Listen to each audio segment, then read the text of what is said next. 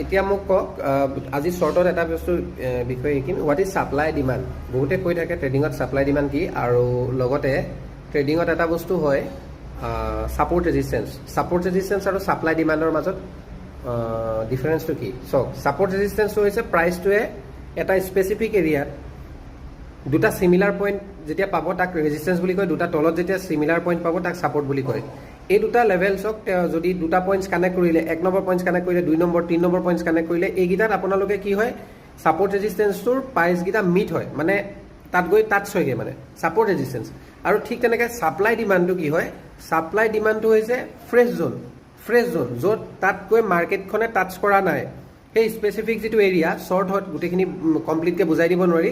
যিটো জেগা আছে স্পেচিফিক এৰিয়া সেই এৰিয়াটোত নতুন এৰিয়া মানে এইটো স্পেচিফিক এৰিয়া যিটোৰ পৰা প্ৰাইচ ৰিভাৰ্চেল হোৱা চান্স 80% 90% থাকে সেইটোক কয় ছাপ্লাই ডিমাণ্ড ঠিক আছে ধন্যবাদ